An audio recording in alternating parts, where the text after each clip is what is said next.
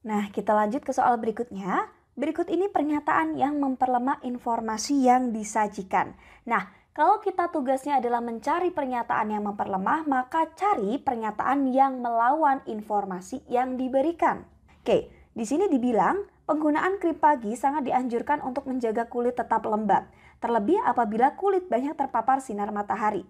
Krim pagi dapat ikut membantu membentengi kulit dari paparan sinar matahari secara langsung.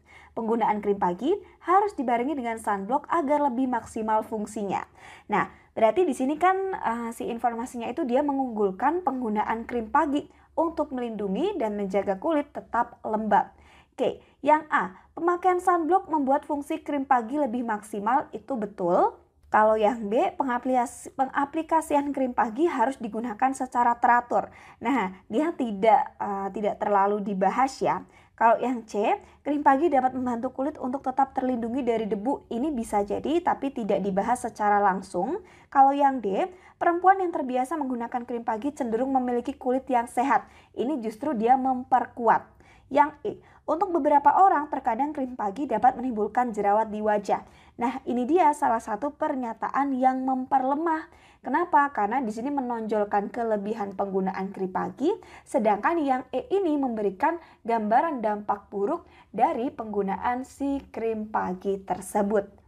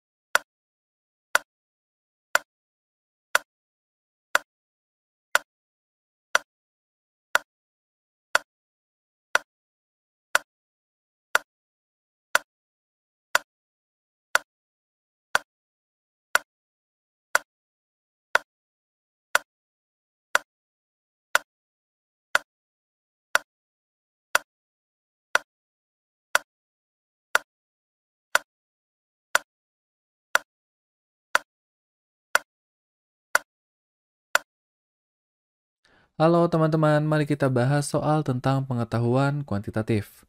Jumlah dari suatu himpunan bilangan adalah 437. Oke, berarti ini jumlahnya teman-teman ya. 437. Berapa rata-ratanya? Oke, berarti yang ditanya itu adalah X bar ya.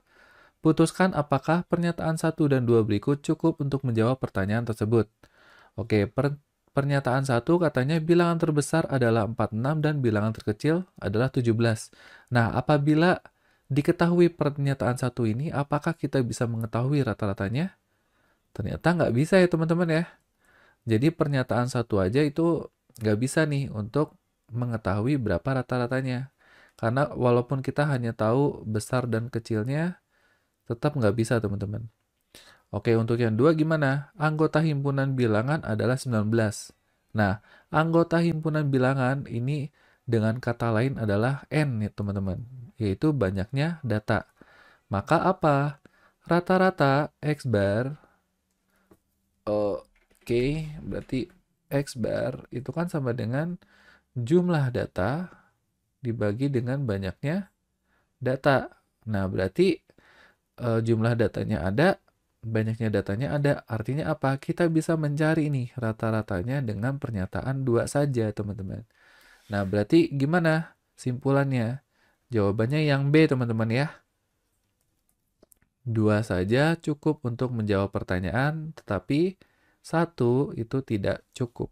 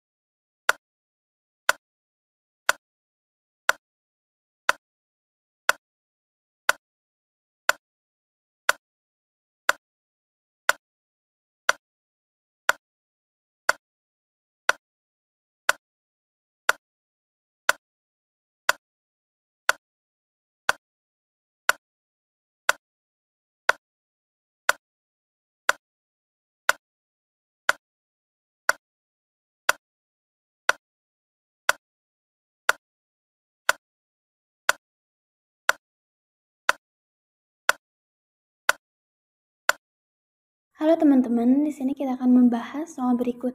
Di antara 5 bilangan berikut yang habis dibagi 5, namun sisa 1 adalah bilangan yang habis dibagi 5 adalah bilangan yang belakangnya 5 atau 0. Namun karena di soal terdapat sisa 1, maka belakangnya adalah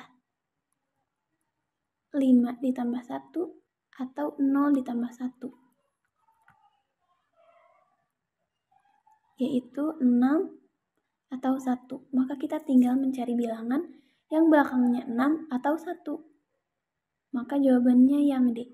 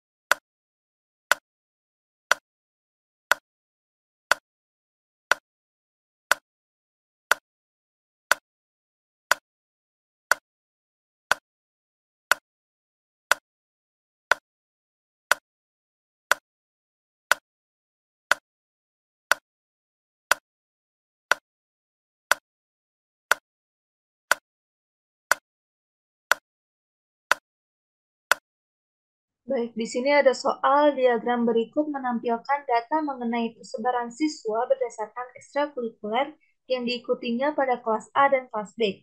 Diketahui kelas A memiliki 34 siswa dan kelas B memiliki 38 siswa. Ini untuk diagramnya. Nah, pertanyaannya, jika pada tahun selanjutnya terjadi penurunan jumlah siswa kelas B sekitar 20%, dengan asumsi persentase setiap anggotanya tetap. Maka penurunan jumlah anggota pramuka sebanyak berapa orang?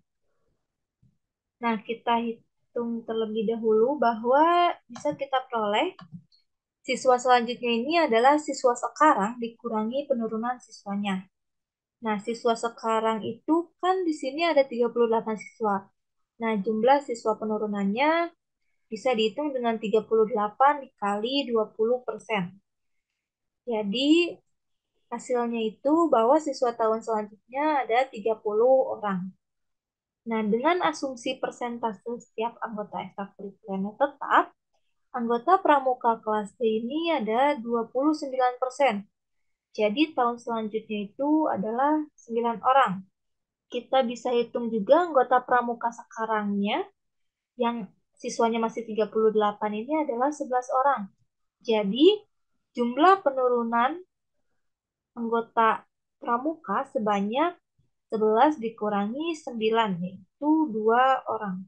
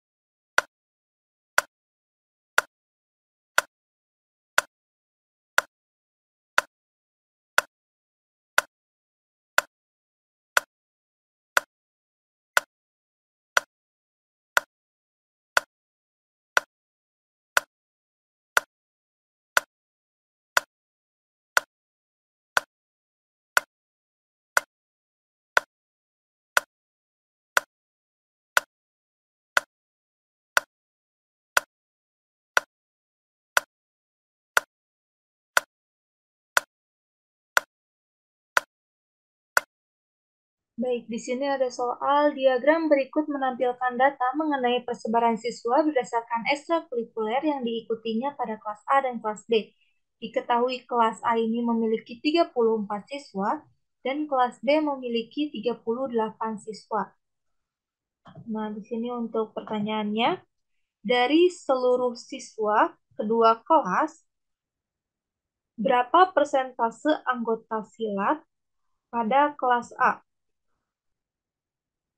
Nih, kita bisa hitung terlebih dahulu untuk anggota silat kelas A ini kita dapat 6 orang dan jumlah siswa kedua kelas ini adalah 72 orang. Jadi persentase anggota silat kelas A ini 6 dibagi 72 dikali 100% hasilnya adalah 8,33%.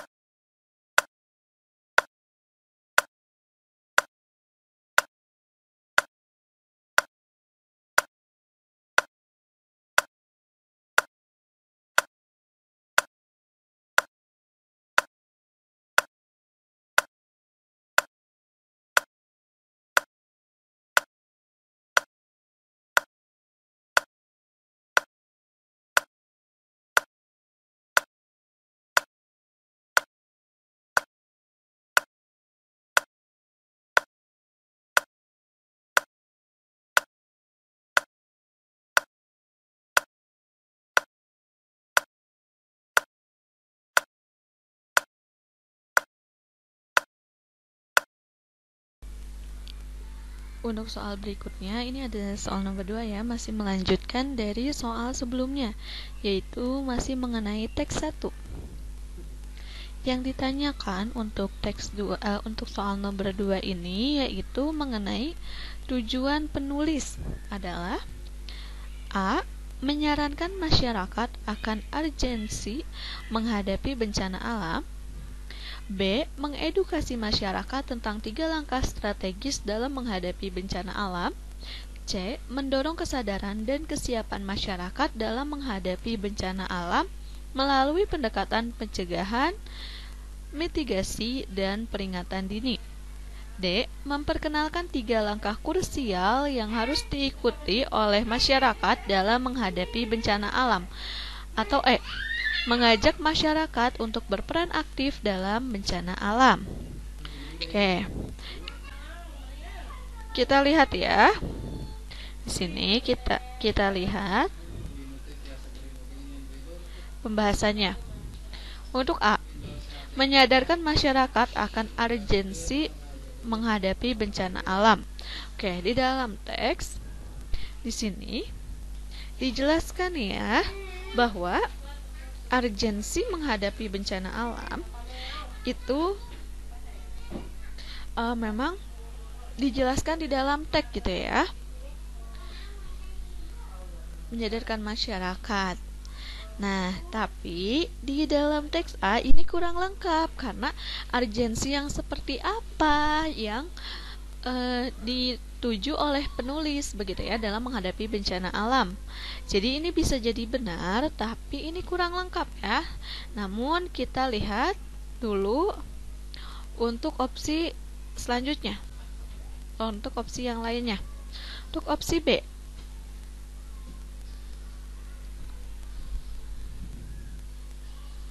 mengedukasi masyarakat tentang 3 langkah strategis dalam menghadapi bencana alam. Di sini mengedukasi, betul ya. Namun di dalam teks ini tentang masyarakat, tentang 3 langkah strategis dalam menghadapi bencana alam itu dijelaskan memang dalam teks. Namun untuk mengedukasinya ini tidak menjadi tujuan utama dari penulis begitu. Tujuan utama dari penulis itu lebih pada mendorong kesadaran, bukan hanya mengedukasi. Jadi untuk mengedukasi ini kurang tepat gitu. Selanjutnya yaitu mendorong kesadaran dan kesiapan masyarakat dalam menghadapi bencana alam melalui pendekatan pencegahan, mitigasi, dan peringatan dini. Nah, ini untuk opsi C ini adalah opsi yang lengkap ya karena dijelaskan mengenai 3 langkahnya.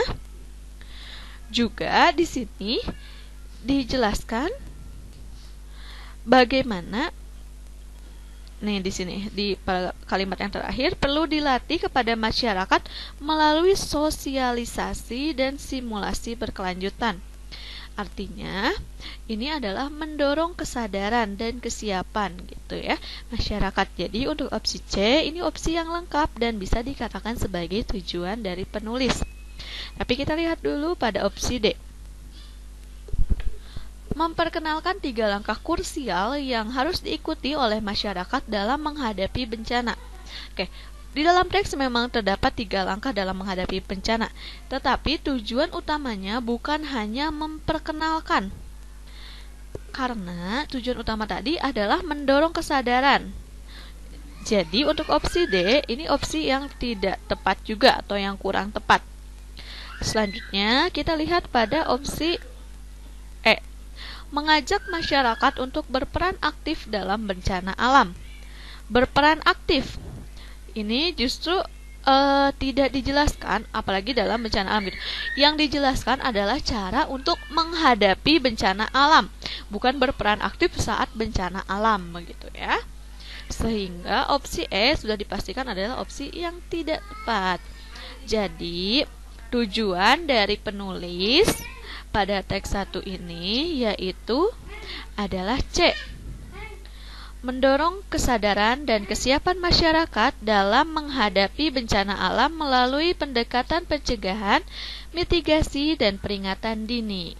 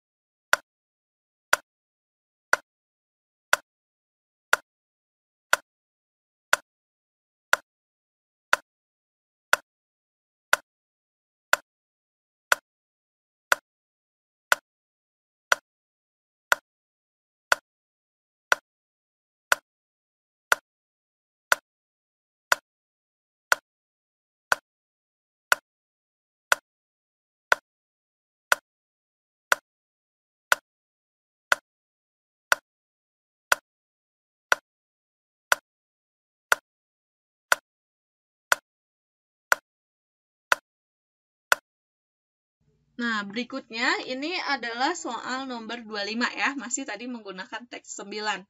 Yang ditanyakan dalam soal nomor 25 adalah makna pasokan pada teks tersebut adalah, oke, kita cari kata pasokan di dalam teks 9, yaitu berada pada kalimat kedua ya.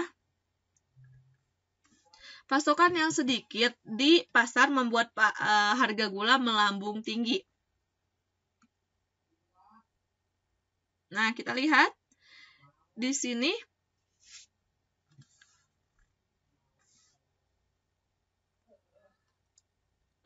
kita lihat dulu pada kalimat yang sebelumnya ya. Kalimat sebelumnya yaitu gula di pasar tradisional ini. Gula di pasar tradisional semakin lama semakin sedikit hingga masyarakat kesulitan mendapatkannya. Pasokan yang sedikit di pasar membuat harga gula melambung tinggi. Itu adalah kata pasokannya yang di dalam teks ya. Lalu apakah maknanya? A. Pembelian, B. Penjualan, C. Ketersediaan, E. Kemampuan, atau D. Kemampuan, atau E. Keterlambatan. Oke, baik kita bahas. Yang pertama, pembelian. Ini adalah jawaban yang keliru ya, karena di sini pasokan itu menjurus pada gula ya, yang dijelaskan di awal teks gitu ya. Sehingga yang dimaksud pasokan ini adalah pasokan gula, sehingga bukan pembelian yang disorotinya. Lalu penjualan. Penjualan pun sama penjelasannya dengan yang pembelian, karena yang maksud pasokan ini adalah bendanya gitu ya, atau gulanya. Objeknya itu adalah gulanya ya. Selanjutnya yang C, ketersediaan. Kita lihat kalimatnya. Gula di pasar semakin lama semakin sedikit. Ini artinya sama dengan ketersediaan. Pasokan yang sedikit ini membuat harga pasar yang melambung tinggi. Jadi, untuk jawaban ketersediaan ini adalah jawaban yang betul ya. Lalu yang D, kemampuan. Ini kita bedakan ya. Kemampuan. Ini adalah sesuatu hal yang tidak dijelaskan di dalam teks ya. Hal yang tidak dijelaskan dalam teks. Sehingga opsi D ini salah. Lalu opsi E, keterlambatan, juga sama, tidak dijelaskan di dalam teks ya. Lalu kita bahas, kalau menurut KBBI apa makna pasokan itu sendiri ya. Kalau menurut KBBI, pasokan itu memiliki makna persediaan atau perbekalan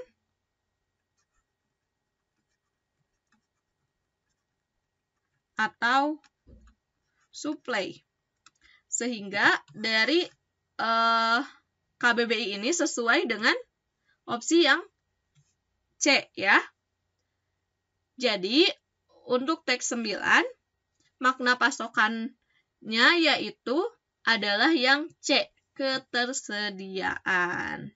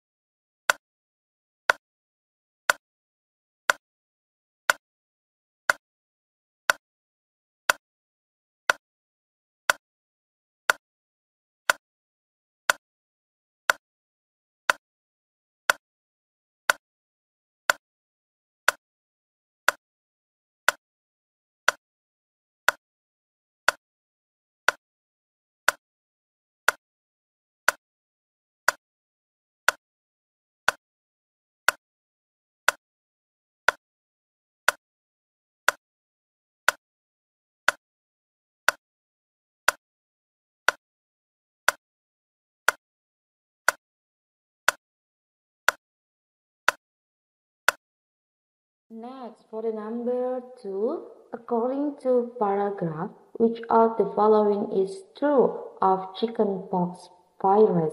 Oke, chickenpox virus. Jadi teks ini tuh menjelaskan tentang cacar ya yang terjadi di negara US gitu.